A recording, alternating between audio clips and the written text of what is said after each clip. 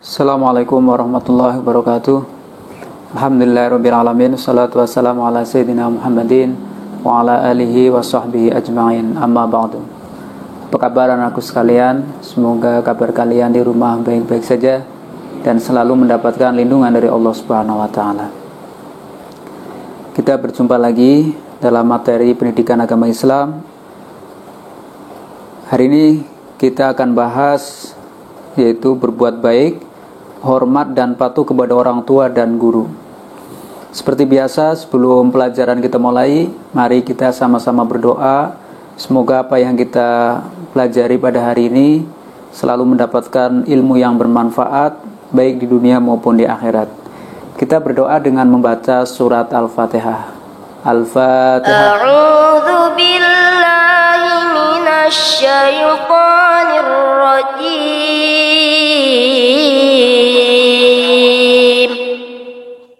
Bismillahirrahmanirrahim.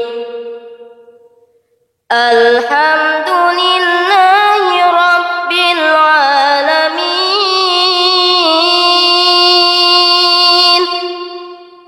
Ar-Rahmanir Rahim.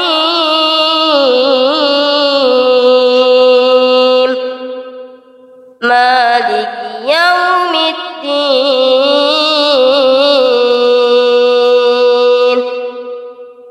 Iyyaka na'budu wa iyyaka nasta'in. Ihdinas siratal mustaqim.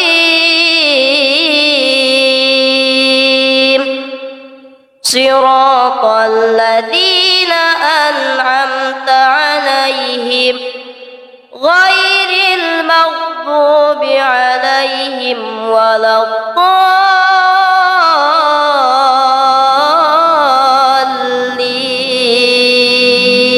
Fatihah telah selesai, mari kita bahas materi kelas 8 bab 2 ya kalau di LKS, kalau di buku paket bab 9, yaitu berbuat baik, hormat dan patuh kepada orang tua dan guru.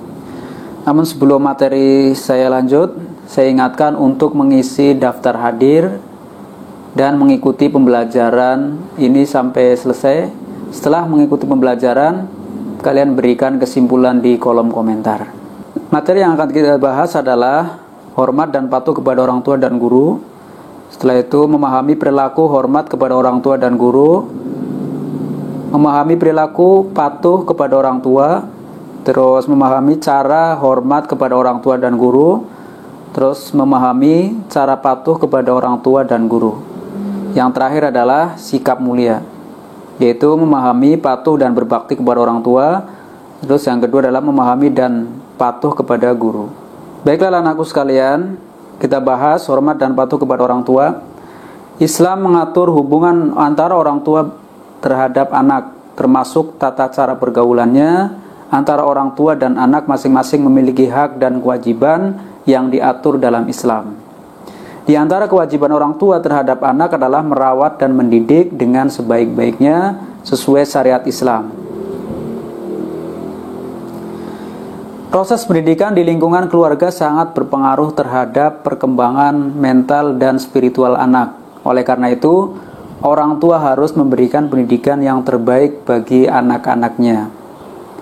Dalam Islam, kedua orang tua memiliki kedudukan yang tinggi. Setiap anak diwajibkan untuk berbuat baik kepada kedua orang tua atau birrul walidain.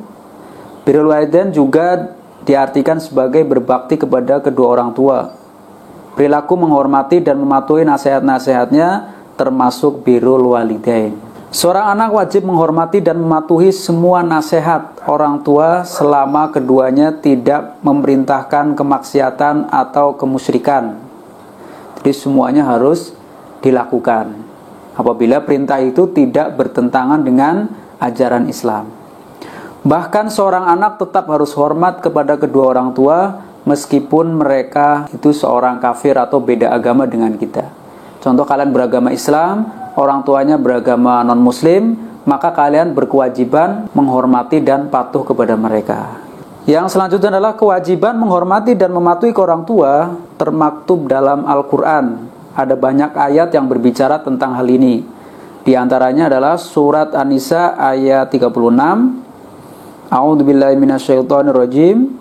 Wa'budullaha wa la tusyriku bihi syai'a wa bil walidaini ihsana wa bidil qurba wal yatama wal masakin wal jari dil qurba wal jaril junubi was sahibi bil jambi wa ibnis sabil wa ma malakat aymanukum innallaha la yuhibbu man kana mukhtalan fakhura.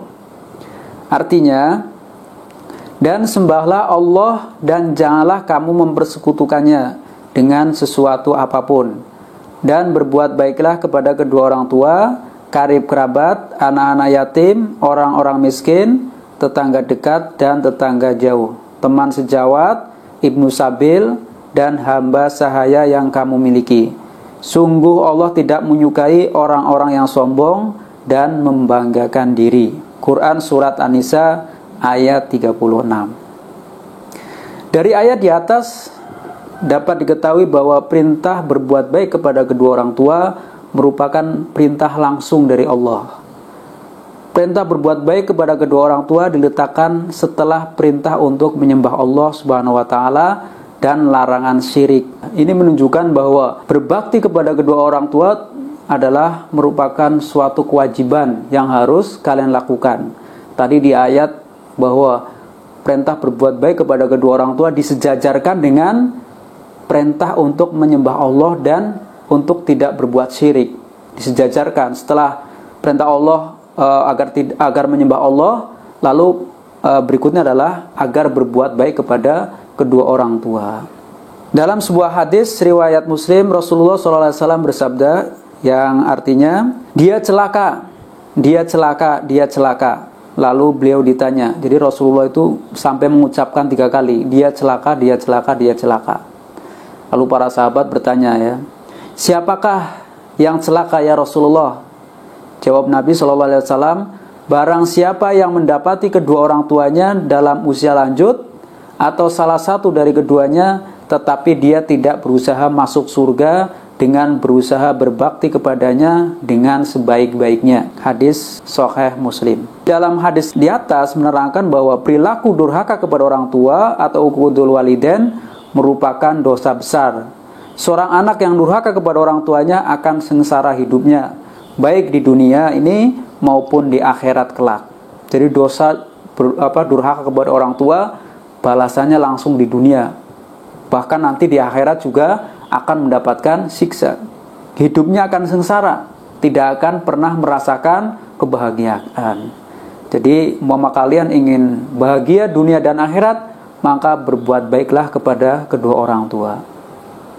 Lalu bagaimana cara kita berbuat baik kepada orang tua? Yang pertama adalah apabila orang tua masih hidup, yaitu mendengarkan semua perkataannya dengan penuh rasa hormat dan rendah hati. Jadi orang tua akan sangat bahagia jika anak-anaknya mendengarkan nasihat-nasihatnya untuk kemudian dilaksanakan dalam kehidupan sehari-hari. Pasti orang tua akan bangga melihat anaknya mau mengikuti nasihatnya. Jangan sampai kalian membantah. Contoh, orang tua merintah untuk sholat, ya harus melaksanakan sholat. Contoh lagi, orang tua menyuruh kalian untuk belajar, kalian harus laksanakan. Jangan malah sibuk main HP sendiri. Nah, apabila kalian sibuk main HP sendiri, apabila orang tua sedang ngomong atau memberi nasihat, maka kalian termasuk anak yang durhaka kepada orang tua. Nauzubillah min dzalik, ya. Jangan sampai kalian tidak menghormati atau tidak mendengarkan apabila orang tua sedang memberi nasihat ke kalian itu. Terus yang kedua adalah membantu pekerjaan rumah atau pekerjaan lain yang dapat meringankan beban orang tua. Mama kalian sudah belajar, ya, udah mengerjakan semua tugas-tugas dari sekolah, maka apabila kalian punya waktu, bantulah orang tua. Banyak ya pekerjaan rumah, mama nyapu atau nyuci dan lain sebagainya. Atau orang tua nyuruh kalian untuk belanja, maka harus dilaksanakan.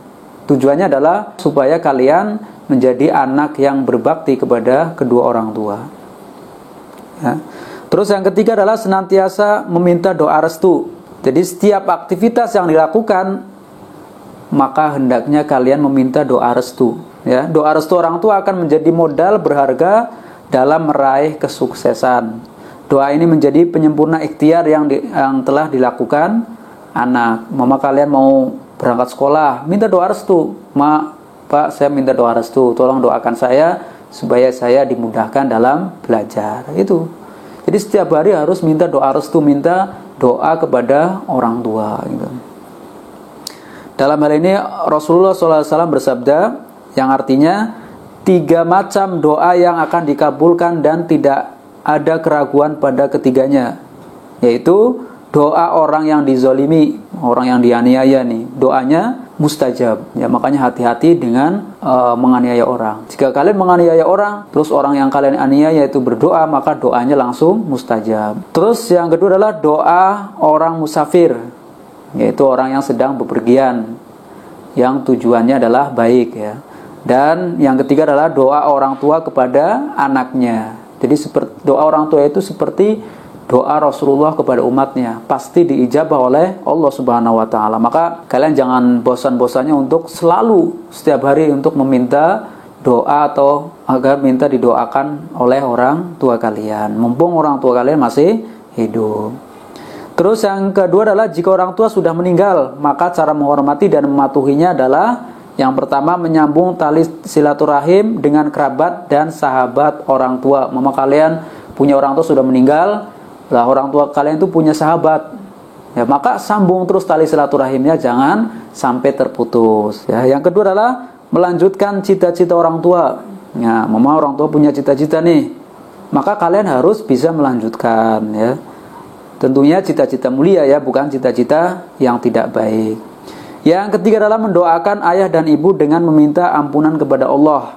Kenapa? Karena doa anak kepada orang tua akan menjadi ladang pahala yang tiada terputus baginya di dalam kubur. Sebab hanya doa anak soleh yang tersedia mendoakan orang tuanya. Jadi kalau mama orang tua kalian sudah meninggal, setiap hari harus didoakan. Itu adalah salah satu modal orang tua kalian yang masih tersisa, yaitu doa anak soleh kepada anaknya. Itu doanya kalian sudah hafal ya, Robbi firli wali walidaya warhamhuma kama rabbayani shaghira. Terus yang selanjutnya adalah hormat dan patuh kepada guru ya. Guru berjasa besar dalam mendidik dan mengajar kita sejak usia dini. Berkat jasa guru kita bisa membaca, menghitung ya, dan lain sebagainya. Semua itu jasa guru. Mereka tak kenal lelah dalam mengajar dan mendidik murid-muridnya. Tidak hanya itu, guru juga menjadi teladan dalam menanamkan akhlak mulia bagi murid-muridnya. Guru selalu memberikan motivasi, arahan dan nasihat kepada murid-muridnya, harapannya agar semua muridnya menjadi anak yang sukses. Gitu. Jadi guru itu jasanya sangat luar biasa, sangat besar. Maka sudah sepantasnya, sudah sewajarnya kalian hormat dan patuh kepada guru. Ya. Guru tidak minta dibalas, semua itu dilakukan agar murid-muridnya itu menjadi anak yang sukses. Jadi tanpa bimbingan dan didikannya, kita tidak akan bisa membedakan mana yang benar, mana yang salah, mana yang halal dan yang haram. Jasa guru tidak bisa dinilai dengan materi. Berkat jasa gurulah kita menjadi orang berilmu. Dengan bekal ilmu, kita bisa menjalani kehidupan dengan tenang dan terarah. Inilah kebaikan-kebaikan seorang guru kepada murid-muridnya. Jadi begitu besar jasa seorang guru. Makanya guru itu disejajarkan dengan orang tua kita. Ya, jadi orang tua kalian yang kedua adalah ya seorang guru. Lalu bagaimana cara menghormati guru? Yang pertama adalah menyapa dan mengucapkan salam saat bertemu. Jadi mama kalian bertemu di jalan atau di sekolah ya, harus mengucapkan salam terlebih dahulu, harus menyapa terlebih dahulu, gitu ya. Terus yang kedua adalah mendengarkan dan menyimak dengan baik semua perkataannya. Jadi mama guru sedang menerangkan, ya kalian harus mendengarkan dengan baik. Tidak boleh bicara sendiri, ngobrol sendiri. Itu namanya tidak hormat kepada guru. Terus yang ketiga adalah mengikuti pelajaran dengan penuh semangat. Seorang murid memiliki motivasi yang kuat dalam mengikuti pelajaran, ya, sehingga semua pelajaran yang diberikan guru akan diikuti dengan penuh semangat. Ya. Yang keempat adalah memandang guru dengan pandangan penuh rasa hormat atau takzim. Ya. Saat berhadapan dengan guru, seorang murid hendaknya menatap gurunya penuh hormat dan memberikan perhatian terhadap perkataan guru, mencatat jika diperlukan. Jadi, guru sedang memberikan pelajaran, maka kalian tidak boleh sibuk ngobrol sendiri, itu namanya kurang sopan, ya. Yang kelima adalah hendaklah duduk di hadapan guru dengan sopan dan tenang, tidak lari ke sana kemari, ya. Tuh. Jadi harus tenang apabila guru sedang menerangkan. Perhatikan pandangan ke depan, itu namanya menghormati dan menghargai seorang guru. Dalam hal ini Imam Sufyan Ats-Tsauri rahimahullah berkata, bila kamu melihat ada anak muda yang bercakap-cakap padahal sang guru sedang menyampaikan ilmu, maka berputus asalah dari kebaikan, karena dia sedikit rasa malunya. Jadi tidak ada kebaikan, ya, guru sedang mengajarkan ilmu, terus kalian ngomong sendiri atau bercakap-cakap sendiri dengan teman, maka akan terputus kebaikan itu. Jadi ilmunya tidak manfaat dan barokah. Kenapa? Karena kalian tidak menghormati dan menghargai seorang guru itu. Mungkin itu yang bisa saya sampaikan. Apabila banyak kesalahan, saya mohon maaf. Dan saya ingatkan lagi untuk mengisi daftar hadir di kolom komentar dan mengikuti pelajaran ini sampai selesai. Ya, setelah itu kalian berikan kesimpulan. Nah, untuk kisah Imam Syafi'i menghormati guru, nanti saya akan membuat video berikutnya. Nanti linknya saya akan taruh di kolom deskripsi. Sekian, saya akhiri. Assalamualaikum warahmatullahi wabarakatuh.